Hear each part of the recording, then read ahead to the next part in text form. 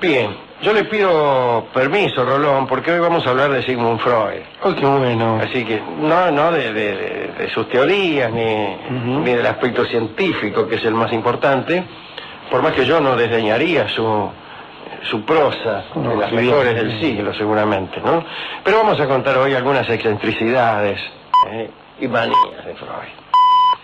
Freud nunca consiguió eludir la molestia profunda que le producían algunas cosas de la vida cotidiana. Por ejemplo, desde chico desarrolló una firme antipatía por la coliflor. Plenamente justificada, desde luego, ¿no? Tan fuerte era ese aborrecimiento que hasta llegó a prohibir a su esposa e hijos que pronunciaran esa palabra en su presencia. ¿Qué palabra? Coliflor.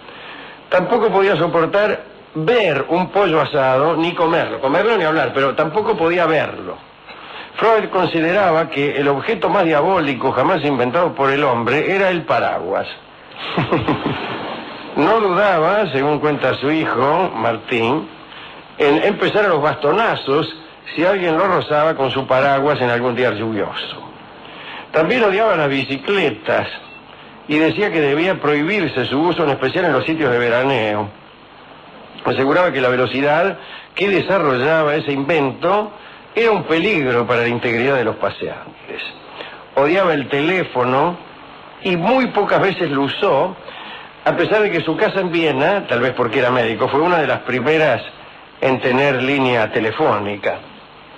Es cierto que Freud nunca atendió él mismo el teléfono cuando alguien llamaba y tampoco marcó jamás un número por su cuenta. Marcó es un decir, nos pidió él mismo a la operadora, que era como se usaba en ese entonces, ¿no? Un detalle que puede entristecernos, Rolón, ¿no? A Freud no le gustaba la música. Le era absolutamente indiferente. Prohibió que en su casa hubiera piano y se negaba a entrar en un sitio donde tocara una orquesta. Bueno, eso está bien, por ahí. Si uno quiere conversar con una mina, no va a entrar en un sitio donde está tocando una orquesta que no escucha lo que dice. Aparte, parece que no tenía el más mínimo oído musical y encontraba que los valses vieneses eran ensordecedores y ruidosos. Cierta vez dijo de Johann Strauss, a quien odiaba: las obras de arte ejercen sobre mí una fuerte impresión, sobre todo las obras literarias y las esculturas, menos frecuentemente los cuadros. Hay en mí una disposición analítica que lucha con la emoción cuando no puedo saber por qué estoy emocionado, ni qué es lo que me embarga. Pero en lo que a música refiere no hay ni siquiera algo que hablar. En la Viena de comienzos de siglo, dice el biógrafo, que debe ser Ernest Jones. Sí, claro. Es el biógrafo de Freud. Freud no escuchaba nada. No tenía ganas de escuchar nada. En cuanto a los despliegues amorosos de Freud, que usted conocerá, fueron un poco pudibundos. Bueno, Freud era un hombre muy conservador, pero muy conservador, ¿no? Tenía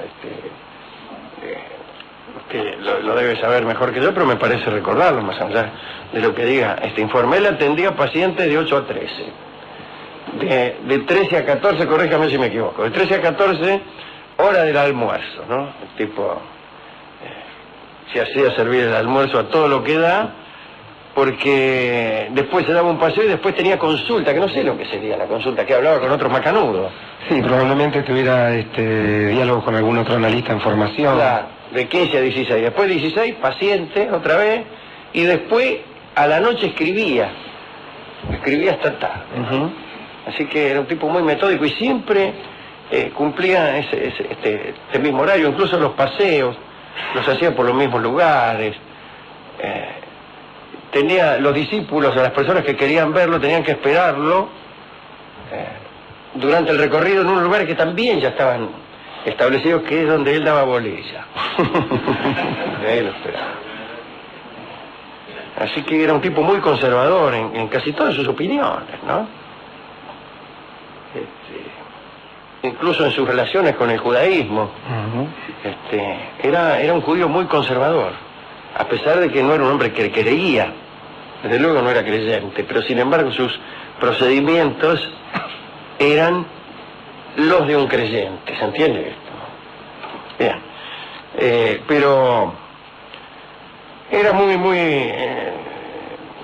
en amores muy pudibundo, y más aún teniendo en cuenta la posterior indagación que le hizo en sus asuntos. Cuando tenía 16 años, conoció a una muchacha que se llamaba Gisela Flus, que era la hija de unos amigos de sus padres. No le pudo dirigir la palabra y estuvo 3 años enamorado sin decirlo, hasta que volvió a verla y se desengañó por completo. Jones, el biógrafo, ¿no?, dice que desde esos tiempos hasta que conoció a quien iba a ser su esposa, no tuvo ningún sentimiento amoroso. Las mujeres no le importaban demasiado. En una carta al Dr. Putnam, en 1915, abordó de una manera muy permisiva el problema de la libertad que debía concederse a los jóvenes en el terreno de lo sexual. Y agregaba, y esto lo digo, aunque yo mismo me haya aprovechado muy poco de esa libertad. Estuvo 4 años de novio con Marta, la mujer, Marta Bernay. Antes de casarse, la conoció en 1882 en un almuerzo familiar. Parece que era muy delgada, Marta, pálida y demasiado educada. Demasiado educada para el gusto del biógrafo, ¿no? Algún cronista dice que era insignificante, Tomás. Por lo que respecta al propio Freud, hay que decir que no la halagaba demasiado. En las cartas la describe de un modo terrible, ¿no? Tenemos aquí las cartas de Freud. Vamos a abrirlas. Sé muy bien que no eres bella en el sentido que lo entienden los escultores y los pintores. Si te empeñas en que le dé a las palabras su estricto sentido, me veré obligado a confesar que no eres una belleza. Ve. En la carta siguiente le escribió: no olvides que la belleza es pasajera y que hemos de pasar una larga vida juntos. Una vez que han desaparecido lo bonito y lo fresco de la juventud, la única belleza que permanece es la de la bondad y la comprensión que transfigura los rasgos. Creía, como aprendimos a creer también en este programa, que el espíritu modifica los rasgos de las personas, pero le tenía poca fe a la mujer. Pero la mujer a él le gustaba, ¿no? Porque su seducción fue insistente. Parece que no pasó un solo día en que no le enviara una rosa roja acompañada de una tarjeta en la cual escribía un lema, a veces en español, a veces en latín o en inglés o en alemán. No sé qué lemas le escribiría, es inútil, qué sé yo. Bien, la petición de mano de Freud a Marta fue fijada para el día 17 de junio. Freud era muy supersticioso, como hemos dicho, y eligió el número 17 porque interpretó que ese día era fasto. Respecto a fechas, digamos otra cosa. Tras efectuar una serie de cálculos de una complicada extravagancia, Freud quedó convencido de que se iba a morir a los 62. Cuando esa fecha pasó, después de terrores y angustias, le manifestó a su paciente y colega, el doctor Ferenczi: eso prueba, dice Freud, la poca confianza que hay que conceder a todo lo sobrenatural. Extraordinario. Parece que era muy celoso, Rolón. Los primeros celos que tuvo Freud con Marta fueron en relación con el primo de ella, Max Mayer. El tipo había sido el preferido de Marta en la adolescencia. Era músico, Max. Sigmund le prohibió a Marta que llamara a su primo por su nombre de pila, así que debía llamarlo señor Mayer. Mayer fue suplantado en los celos por otro sujeto llamado Fritz Wale. Este hombre era un artista muy apreciado por las mujeres y Freud consideró que era un peligro latente para su estado marital. Entonces prohibió que Marta lo viera. Escribió luego al respecto lo siguiente, ¿no? Pienso que reina una hostilidad general entre los artistas y los investigadores sumergidos en los detalles de un trabajo científico. ¿Cómo sabemos?, dice Freud, el arte les da a los primeros, a los artistas, una clave que les permite ingresar con facilidad en los corazones femeninos, mientras que nosotros, los científicos, permanecemos detenidos ante esa extraña cerradura y estamos obligados a torturarnos la mente para descubrir la llave que les sea adecuada, decía Freud. Freud era muy puritano. En una ocasión le prohibió a Marta que patinase, porque en esa circunstancia debía darle el brazo a otro hombre. Freud dijo que hubiese sacrificado gustoso su mano derecha si con eso consiguiera sacarse de la cabeza la idea de que Max Mayer y Fritz Wahle le habían gustado a Marta. Su sufrimiento era tan agudo que quería sumirse en un sueño eterno, deseo de muerte. Todo eso lo describió más tarde, ¿no? Como celos excesivos, deseo de muerte, y bueno, él mismo lo había sentido en su relación con Marta. Un último asunto que pocas veces he citado como referente en los inicios de los descubrimientos de Freud. Entre los autores que lo ayudaron al descubrimiento del psicoanálisis, hay que citar a Ludwig Borne, un hombre que vivió entre 1786 y 1837. A Freud le regalaron sus obras completas cuando tenía 14 años. Y cuando años más tarde Freud incitaba a sus pacientes a que hablaran con entera libertad, usando lo que usted sabe, ¿no? Asociaciones de ideas, etcétera, obedecía, según se dijo, a lo siguiente. Freud había quedado impresionado por el texto de Borne titulado «Cómo llegar a ser un escritor original en solo 3 días». Borne aconsejaba, a los aprendices de escritores que se encerraran durante 3 días para dedicarse a anotar, sin falsedad ni hipocresía, todo aquello que se les pasara por la cabeza. Decía Borne: escriba todo lo que piense de sí mismo, de sus mujeres, de la guerra turca, de Goethe, del juicio final, de sus superiores, y al cabo de 3 días quedará usted estupefacto viendo cuántos nuevos pensamientos que jamás habían sido expresados han surgido de usted. Varias décadas más tarde, después de haber vuelto a leer eso, cuando Freud visitó el cementerio de Père Lachaise en París, la tumba de Ludwig Borne fue la única ante la cual decidió inclinarse. Qué bien lo recuerdo, ¿no? Usted sabe que verdaderamente era muy aficionado a la escultura.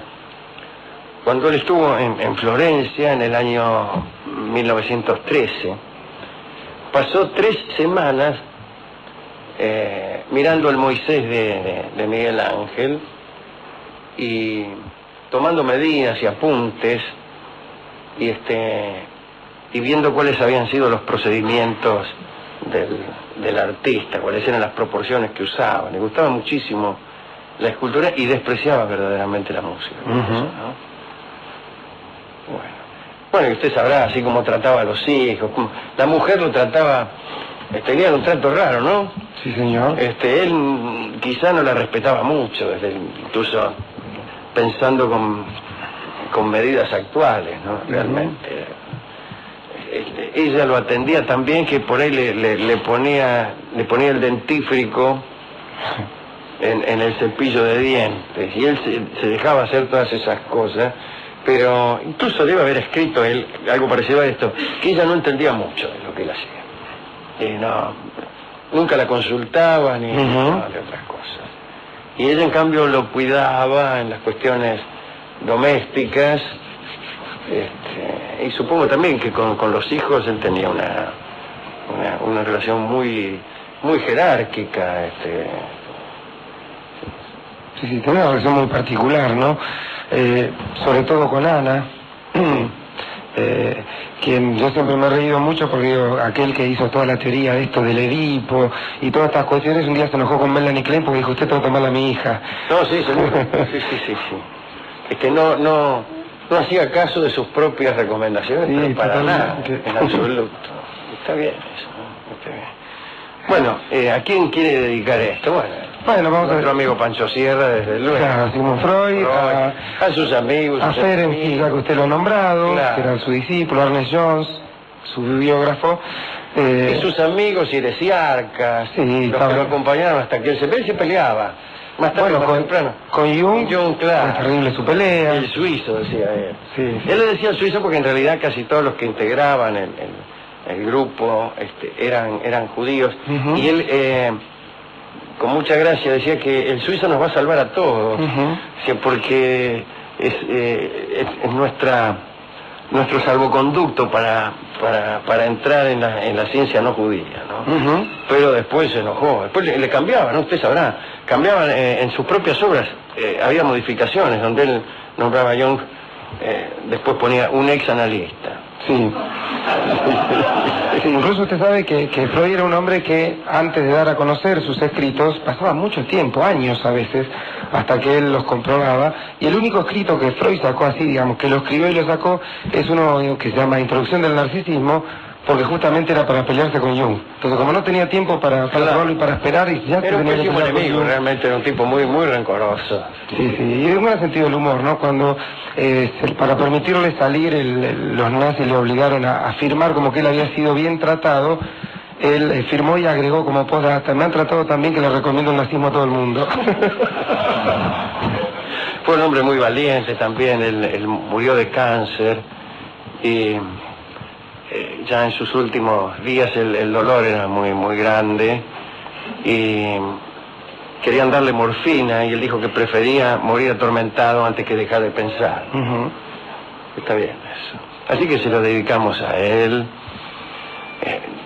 Nos encontramos desde luego aquí ante un problema, porque a Freud no le gustaba la música.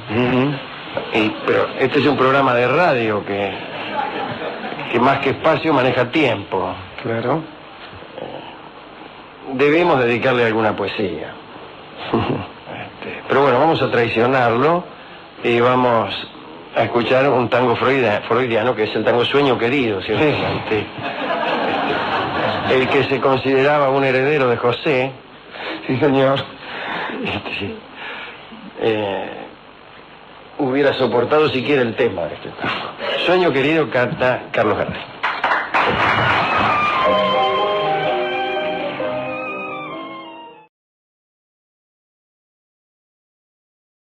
Vamos a hablar hoy de François Villon. ¿Quién demonios es François Villon?, se preguntará mi amigo Gabriel Roleaux. ¿Quién demonios es ese hombre? No sé. ¿Quién? Vamos a ubicarnos en tal caso para conocerlo en París a principios del siglo XV, que es algo que nos gusta mucho. Sin embargo, nos gusta mucho desde aquí. Si estuviéramos realmente allí, veríamos una ciudad que vivía terribles penurias a causa de la guerra de los 100 años, los estudiantes mendigaban por las calles. Bueno, ahora también todo el mundo mendiga por las calles.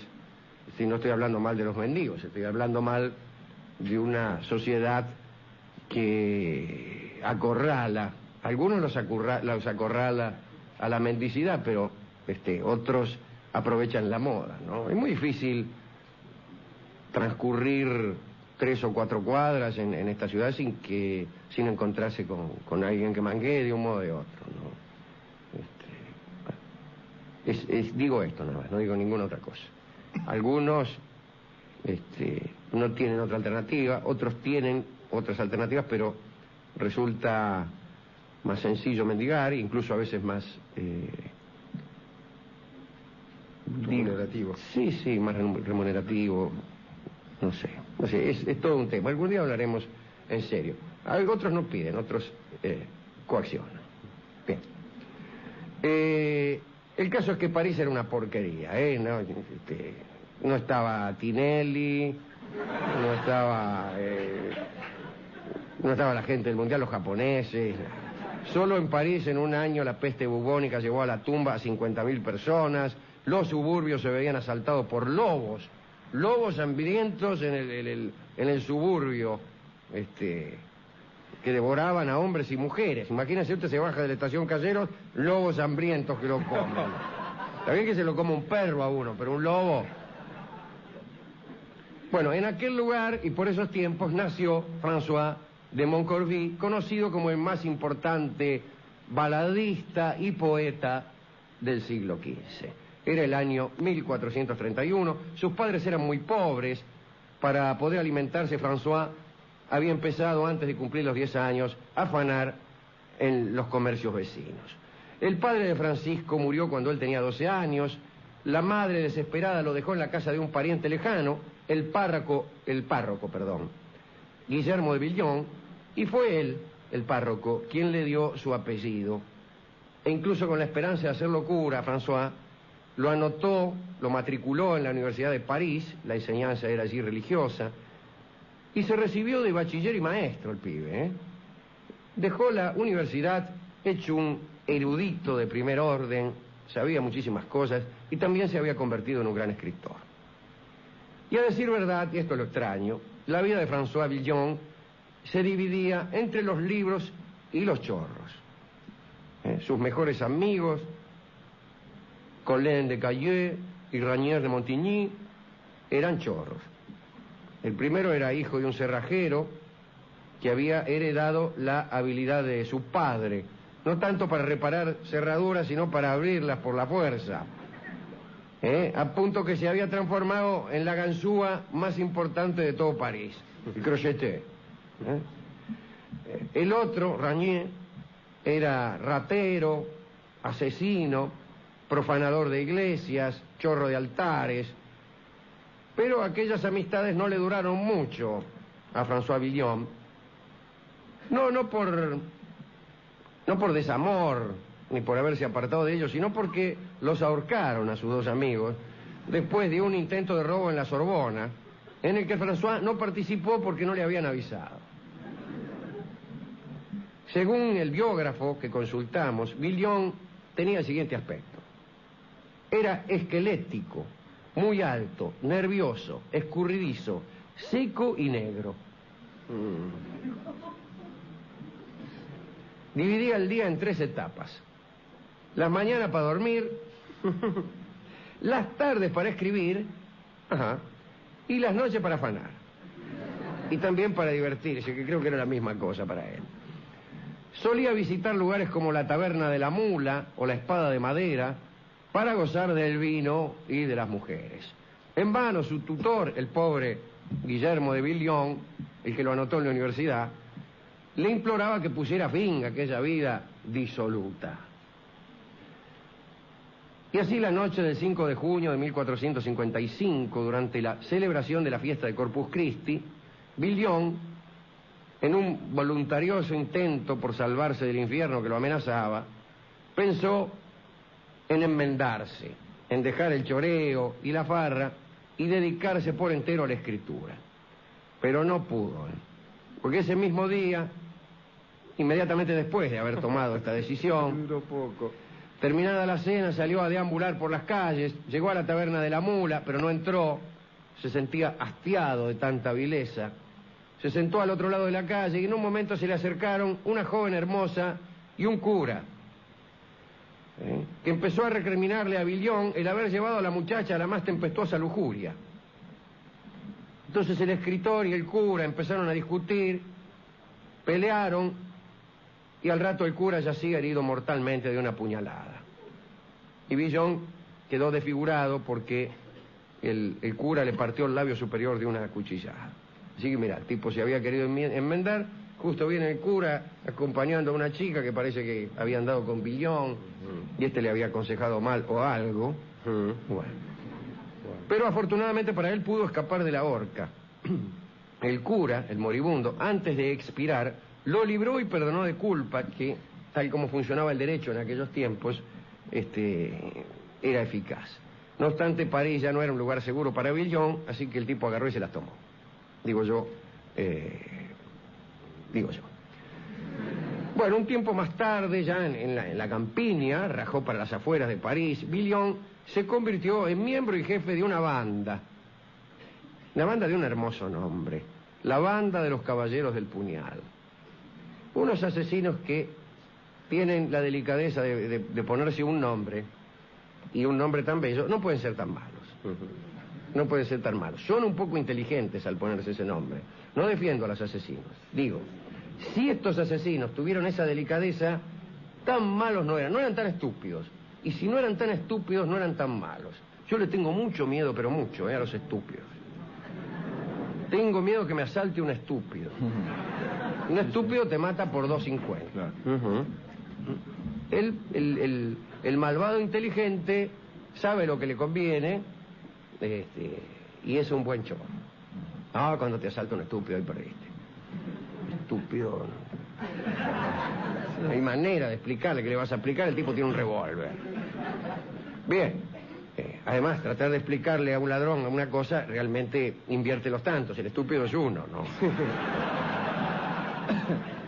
El caso es que Villon se convirtió en jefe de la banda de los Caballeros del Puñal. Entre otras cosas, cuando alguno de los miembros terminaba en la horca por esos avatares de la profesión, Villon era el encargado de las plegarias que recordaban al fallecido. Y le decían Maese Villon. La vida de los Caballeros del Puñal era variada. Forzaban cerraduras, vendían perlas falsas, trampeaban en las tabernas con los naipes o con dados cargados, asaltaban a viajeros en los caminos, en los bosques. Según las crónicas, además de aquellos crímenes, alegraban el camino de los campesinos con canciones y de paso seducían a sus mujeres. Está bien. ¡Ah, Dios! Dale a mi patria unos chorros como él. Por Dios. Al fin, gracias a la diplomacia de su padre adoptivo, Villon pudo volver a París. Allí se enamoró de Catalina de Beauselle. Catalina era una muchacha de ojos penetrantes y cáustica lengua. Casi lo leo al revés. Pero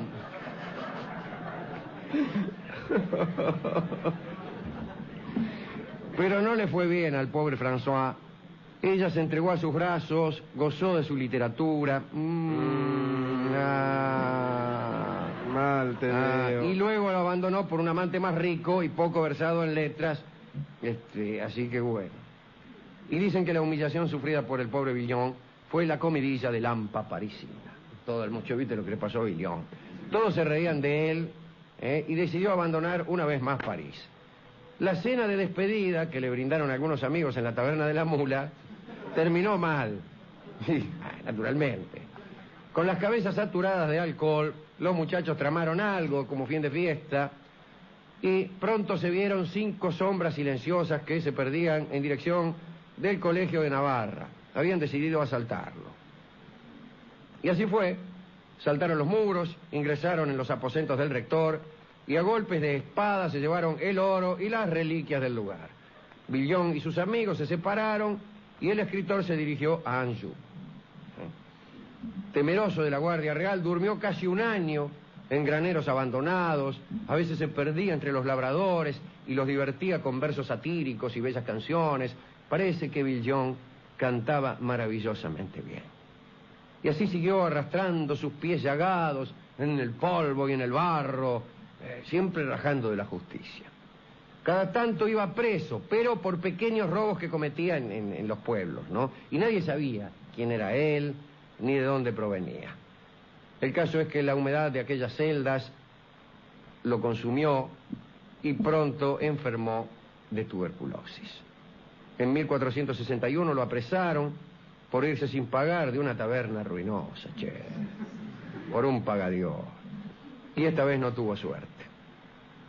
En aquella casa de guardia sí sabían quién era François Villon, lo trasladaron a París, lo encerraron hasta que se conoció la sentencia.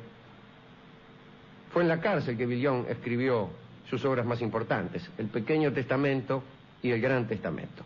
El primero de esos libros, allí, en ese libro, Villon empezó por escribir Río en lágrimas, era el primer verso, y continuó el poema con una disculpa por su vida ruin. Villon tenía la certeza de que el dolor era su esencia y aquello que lo constituía. Escribió: no hay vida sin sufrimiento.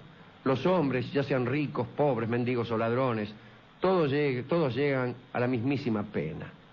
Cada aventura que corremos no es sino otro paso hacia la muerte, y eso es lo trágico y lo penoso. En esa obra Villon se horrorizaba no solo ante su propia muerte, sino frente a la muerte de las mujeres bellas. Ese pensamiento lo llevó a escribir uno de los cantos más tristes y dulces de aquellos años, La balada de las damas de ayer. No está mal, Esta es una de sus quejas. Y tú, cuerpo de mujer, tan suave, tan tierno, tan precioso y blando, también debes cumplir destino tan terrible. Nuestra madre. También decía que el demonio estaba dentro de todas las muchachas y que el hombre, para obtener de ellas un instante de gozo, debía cargar con toda una vida de privaciones. En el Gran Testamento, Villon dio cuenta de la más sorprendente mezcolanza, de lo sublime, de lo sórdido, y lo terminó con un epitafio para su propia tumba. Este Aragán, abandonado de la fortuna, ha devuelto su cuerpo a la tierra. Los gusanos no hallarán mucha carne en él, porque ya el dolor lo ha roído hasta bien cerca de los huesos. Y en 1463, luego de casi 2 años de calabozo, llegó la sentencia. Era de muerte. Sentencia de muerte por irse sin pagar de un boliche. Sería el sueño de los mozos del Tortoni. Por suerte, gracias una vez más a la mediación de Guillermo de Villon, la pena fue conmutada por 10 años de exilio. Se le dieron 3 días de plazo para saludar a sus amigos y salir de París. En enero de 1463, arrastrando su magra y solitaria figura, atravesó la puerta de Saint-Jacques para perderse en medio de una terrible nevada. Caía nieve por todos los huines y lo encontraron muerto unos días después. François Villon tenía 32 años de edad. Ese era François Villon. ¿A quién podemos dedicar esta historia acerca de este curioso hombre que además escribía maravillosamente bien, este chorro que se hacía perdonar por poeta? Pues, ya que no hay buenos en este relato, ya que el mejor es Chorro, salvo Guillermo de Villon, Sí. el que le bancó los estudios, ¿no? Pero, ya que estamos, dediquémosle esto a los chorros buenos. A los chorros buenos. No importa por qué choreen, quizás chorean por placer, pero a los chorros que tienen en su vida algún territorio sagrado, no importa cuál, cada cual lo elige, algún territorio sagrado. Algunos no matarán a los chicos, otros no le pegarán a los viejos, otros no dirán malas palabras, pero apuesto a esos, a los que algún territorio sagrado tienen, a los que algún amor tienen, por las mujeres, por la belleza, por las canciones. Ojalá me asalten chorros de estos. Ojalá no me asalte nunca un estúpido, aunque no sea chorro. ¿Y con qué vamos a ilustrar la historia de este amigo que le cantaba canciones a los labriegos, que era ladrón, pero payador? A este amigo que tuvo una pena de amor. No es tan mal la pena del payador. Un precioso vals, muy poco escuchado, que grabó Carlos Gardel. ¿Quién no habla de Jorge IV de Inglaterra todo el tiempo, en el club, etcétera? Vamos a ver quién era este Jorge IV de Inglaterra. Nos ubicamos en el año 1762. Era hijo primogénito del rey Jorge III. Yo les prometo hablar de Jorge III porque ese era más interesante que este Jorge IV. Era el viejo. Estaba muy loco. Bueno, por ejemplo, salía Jorge III, el padre de del cual vamos a hablar hoy. Salía a cazar mariposas desnudo. Acá algunos dicen, ¿y qué?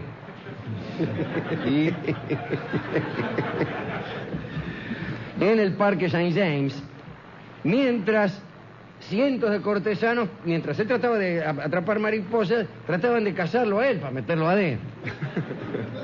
Le gustaban los cisnes del parque e intentaba seducirlos. Mirá vos. La seducción a un cisne, bueno, para aquellos que, para ser más explícito, se parece a la seducción de una gallina, digo, para la gente del campo, del interior. No es difícil. Claro, pero es menos ruidosa. Algunos, el cisne algunos más no les gusta discreto. porque, y que Claro. el cisne canta únicamente cuando se muere y tampoco es cuestión. Claro.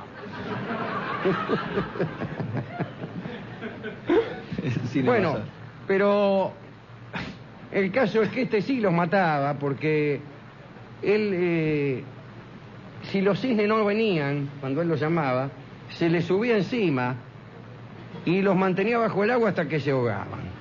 Mirá vos, los Esta es la montaba. idea que de la seducción tenía nuestro amigo Jorge III. ¿eh?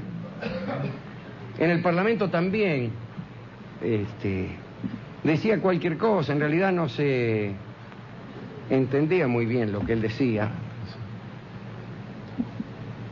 Un día fue a decir un discurso y preguntó por qué. Así fue.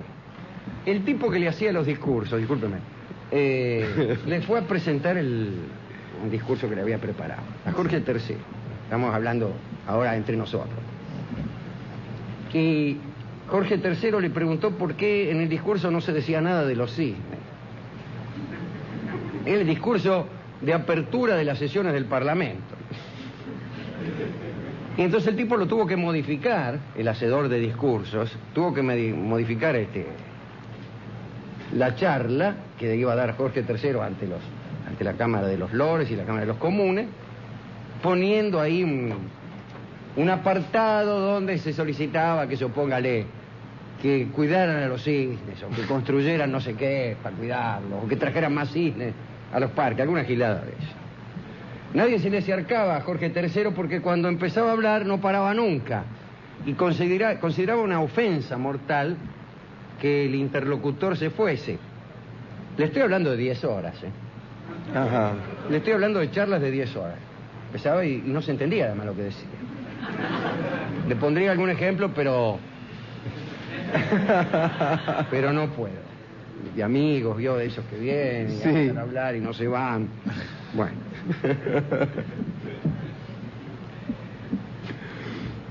Aquí en esta corte había nacido el príncipe de Gales, el futuro rey Jorge III. Era un muchacho afable, de gustos artísticos refinados. Había pasado Mozart en aquellos años por la corte de Londres, cuando el futuro Jorge IV era todavía muy chico, y habían quedado todos enamorados de las dotes de aquel joven músico en Londres. Sin embargo, tiempo después, este joven afable Jorge se transformó en un hombre de costumbres muy extravagantes, especialmente en asuntos amorosos, un joven derrochón, de modo tal que todos lo apodaron el príncipe disoluto. Es ciertamente un apodo infamante. Que le digan a uno el príncipe disoluto es mala cosa, ¿eh? Ya todos saben que don Jorge está de luto.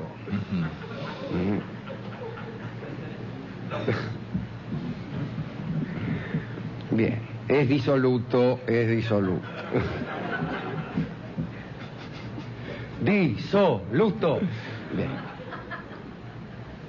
Por ahí en 1784, a sus 22 años, se enamoró perdidamente de una muchacha que se llamaba María Fitzherbert.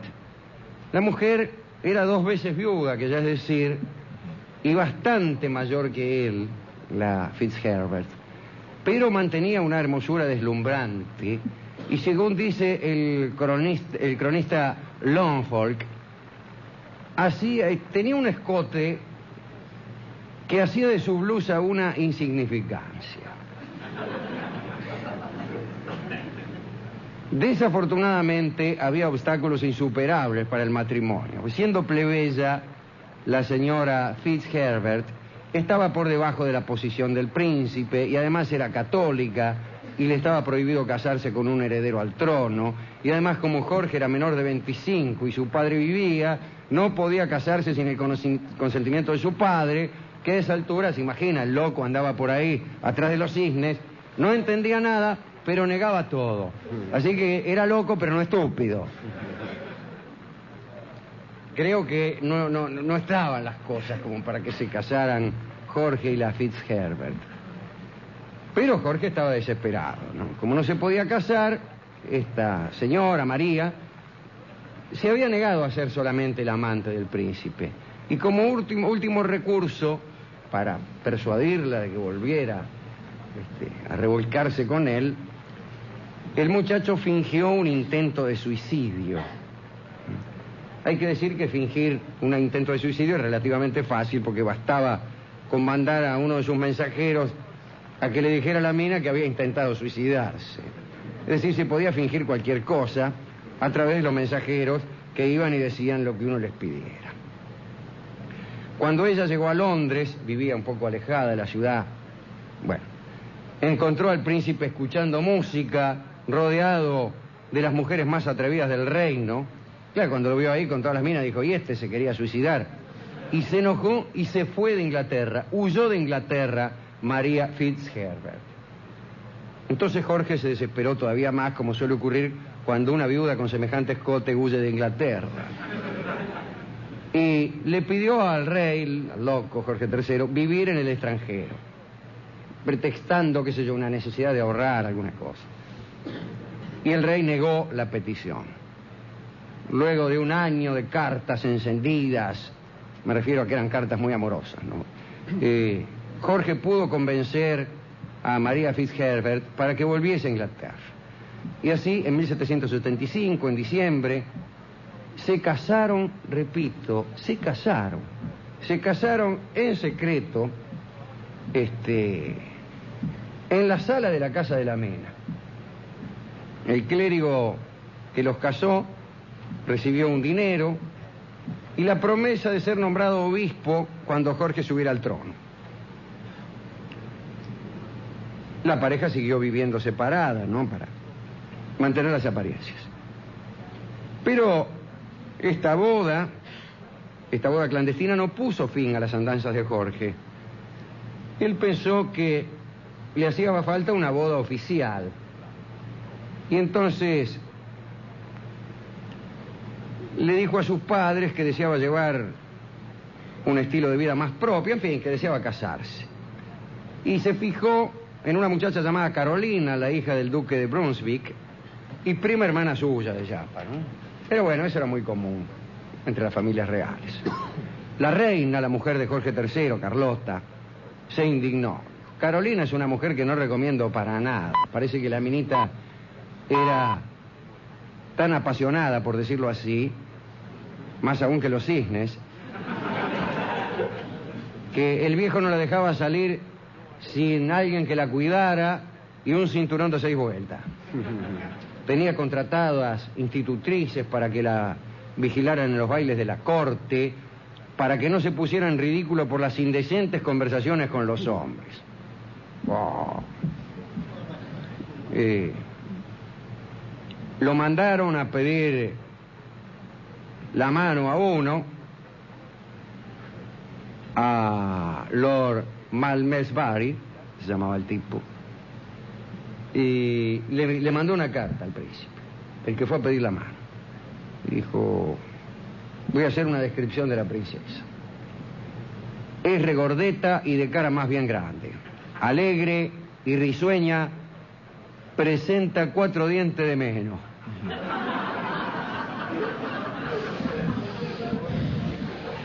Le faltan 4 te dien a la guía, dijo él, Malmesbury.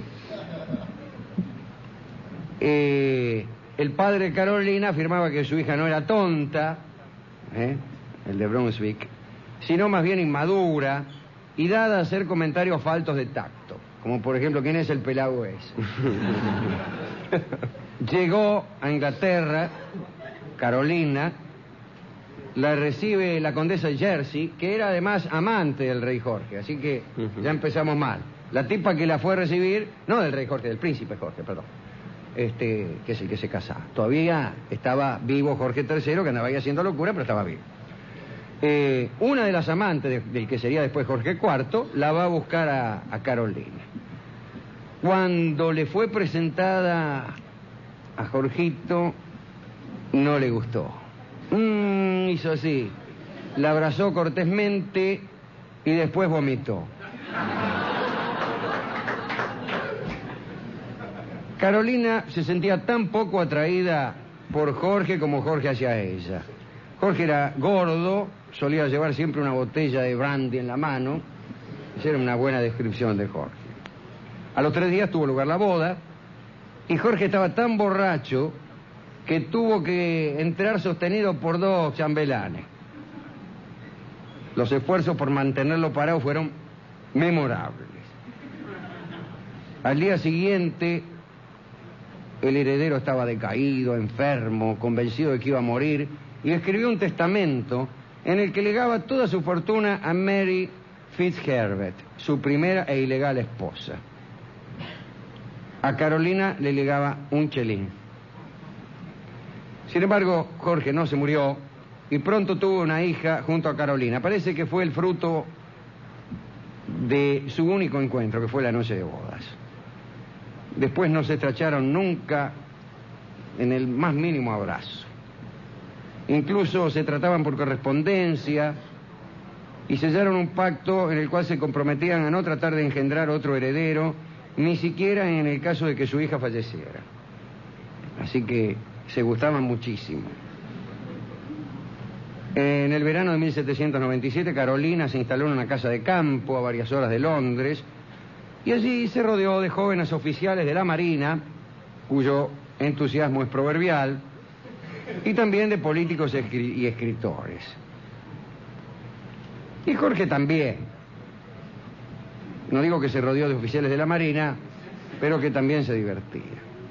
Finalmente, en el año 1811, Jorge III, loco, fue destituido por incompetencia y asumió Jorge IV como regente, todavía no como rey.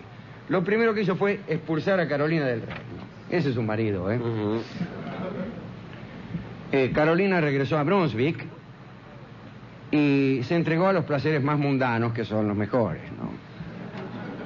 En Ginebra, en la ciudad de Ginebra, quiero decir, se presentó a un baile disfrazada de Venus y el traje consistía en una ausencia total de sí mismo. En un viaje por Milán conoció a un tal Bartolomeo Pergami, 14 años menor que ella, y juntos se fueron en peregrinación a Tierra Santa. Pero el viaje es largo, amigos. Finalmente, a fines del 1817, Carolina se enteró de que su hija había muerto al dar a luz en Inglaterra. Jorge IV ya no tenía impedimentos para anular el matrimonio. Al verano siguiente, el príncipe regente envió a Milán una delegación para investigar la conducta de Carolina y obtener evidencias de infidelidad. Pero no las pudieron reunir antes de la muerte de Jorge III. Recién cuando el rey murió, Carolina viajó a Inglaterra a reclamar su corona, ¿entiende? Todavía era solamente regente Jorge IV. Cuando muere el rey, que había sido declarado incompetente, entonces sí lo iban a coronar. Y ella llegó a Inglaterra, yo soy la reina. A Jorge IV, a estas alturas del partido, lo odiaban. La gente lo llamaba el nuevo Nerón. Fueron en masa a apoyar a la reina, a Carolina, la que había expulsado Jorge. Para despojar a Carolina del trono, Jorge llevó a Londres a numerosos testigos italianos, a los marinos que le habían llevado a Tierra Santa, pero no hubo caso. Nadie pudo demostrar el adulterio de Carolina. 108 jueces la apoyaron y 99, quiero decir que votaron por su inocencia, ¿no? Ajá, y 99 se opusieron a la pena de traición. No, está mal. Es al revés. 108 jueces se opusieron a la pena de traición y 99 votaron por ella, por la pena de traición. Pero Jorge IV tuvo la última palabra. Cuando Carolina se presentó para la coronación, no la dejaron entrar a la abadía, pusieron unos matones ahí, le cerraron la tapuer y le echaron, así de fácil. Y Jorge IV, durante toda la ceremonia de coronación, le hacía guiños a Lady Conyngham y en cierto momento sacó un broche de diamante y se lo entregó a la minita. Tenía 60 años ya Jorge IV, mostraba un aspecto desgarbado y malévolo. Usaba ropa tan pesada que caminaba medio en corbetti y estaba tan gordo que no se podía mover. La reina rechazada cayó en cama con un desorden intestinal agudo, como suele pasarle a una cuando no lo dejan entrar a la ceremonia de su propia coronación. Los médicos le recetaron sangrías, no vino y limón. Los sangrías quiere decir que la sangraban, le sacaban un poco de sangre, cosa que según creían los médicos de entonces era muy beneficiosa, no sé para qué. Le recetaron también opio y aceite de ricino, lo que, como ven ustedes, era suficiente para matar a un caballo y también a una reina. Así que murió Carolina gracias a los buenos oficios de los médicos, que ya entonces tenían lo suyo, el 7 de agosto de aquel mismo año. Jorge IV reinó 9 años más y luego de tomarse 3 botellas de aguardiente que no le habían sido recetadas por los médicos, sino que las había tomado por propio gusto, pues se murió también él. Y dijo algo muy lindo como últimas palabras. Dijo, esto debe ser la muerte. Y era. Era nomás la muerte. El sucesor fue Guillermo IV, su hermano menor, de que él siempre había tenido mucha envidia. Me gustó esta historia, pero más me va a gustar contarles a ustedes otras cosas del papá de Jorge IV, Jorge III. Jorge IV no creía que tenía el fichero completo tampoco. Pero las últimas palabras, claro, las dijo después de 3 botellas de ginebra, ¿no? Seguramente cualquier cosa le parece a uno la muerte después de 3 botellas de ginebra. Bien. Me gustó. Esto debe ser la muerte, está bien. Bueno, ¿a quién dedicar este breve relato acerca de las costumbres de Jorge IV de Inglaterra y de su mujer Carolina Brunswick? A mí me gustaba mucho la mujer Carolina Brunswick, pero se lo voy a dedicar antes que nada a María, a la primera y supuestamente ilegal mujer, que después desaparece de su historia, ¿no? Porque seguramente aquel testamento donde él dejaba todas sus propiedades debe haber sido declarado ilegal o algo así, ¿no? Así que a María Fitzherbert le dedico esto. ¿Qué otra persona me gusta aquí? Carolina. Me gusta, quizá no para ser su esposo, ¿no? Sí. Pero para ir a las mismas fiestas que ella, sí. Imagínense, el bailongo aquel de disfraz, donde se disfrazó de Venus, en una ausencia total de traje, debió haber sido una linda fiesta, no esa a la que vamos nosotros. Después, ¿qué? ¿A quién más? Al pobre Jorge III y a los cisnes. Sí, claro, pobrecito. A los cisnes sí. De St. James, donde Jorge III llevaba a cabo sus seducciones que tan mal terminaban para los cisnes. Creía que seducir consistía en ahogar un cisne. Y también aquel jovencito que pasó por la corte de Londres cuando el futuro Jorge IV era chico y que dejó a todos embobados. Ese muchacho se llamaba Mozart. Y entonces me parece bien ilustrar este breve relato con música compuesta por Mozart. Vamos a escuchar, me parece que el Rondó Alegro de la pequeña serenata nocturna, en homenaje al autor de esta obra, en homenaje a Mary Fitzherbert y a todas las mujeres que concurren a las fiestas de disfraz disfrazadas de Venus.